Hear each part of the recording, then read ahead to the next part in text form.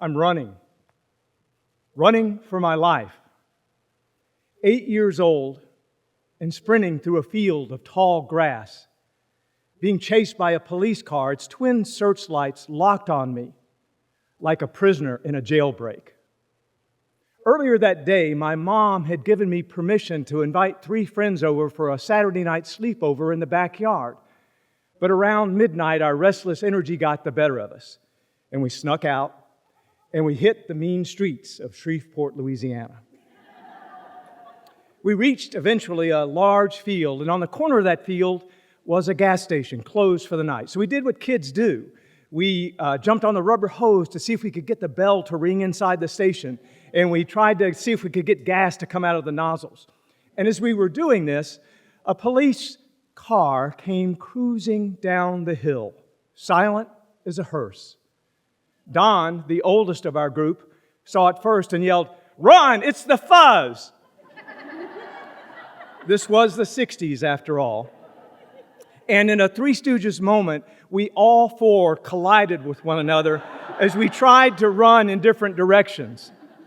We eventually untangled ourselves and began running back towards behind the station into the field. But the cops were 1 step ahead of us. Suddenly, they were right in front of us. And then, to our amazement and horror, the car jumped the curb and began rumbling through the tall grass. And we wheeled around and turned in the opposite direction and started to run. And I realized at that moment that it's possible to set a world record in the 100-yard dash while also simultaneously bawling your eyes out. I looked over my shoulder and realized that they had singled me out as the one to follow. I felt like the baby wildebeest being chased by the speedy cheetah on the African veld in an episode of Mutual of Omaha's Wild Kingdom. And then, suddenly, I was flying through the air. And I landed face down. Was I hit?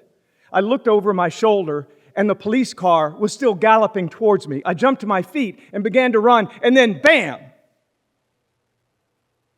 Everything went quiet. The culvert that I had fallen into had been hidden by tall grass.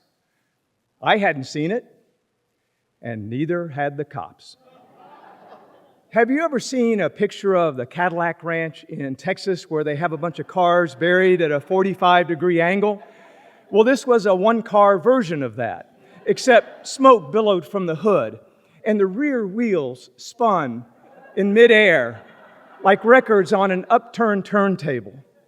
The cops jumped out of the car and corralled us and sat us down and explained to us that they thought we were burglars trying to break into the gas station. Makes perfect sense. We all know that burglars are about 4.5 feet tall and wear T-shirts that say, "Hey, hey, we're the monkeys." They called for backup.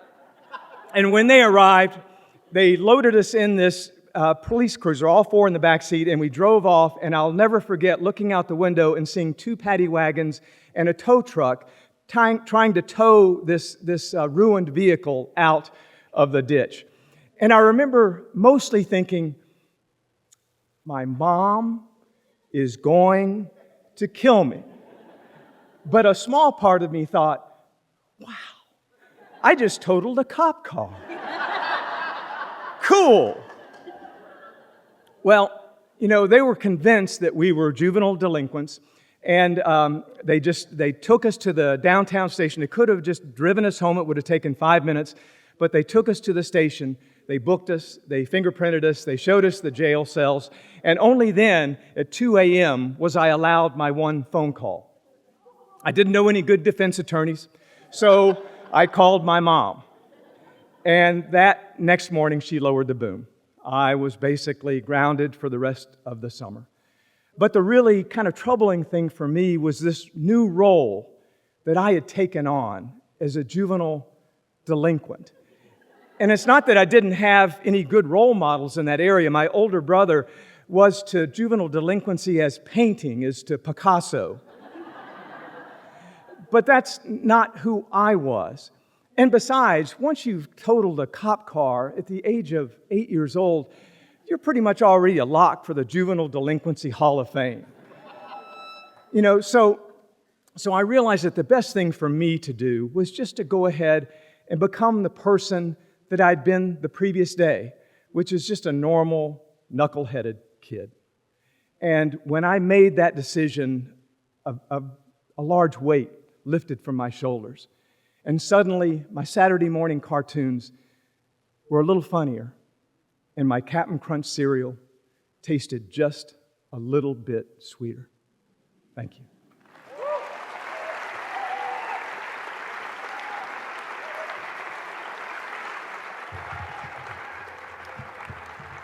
Give it up for Brad!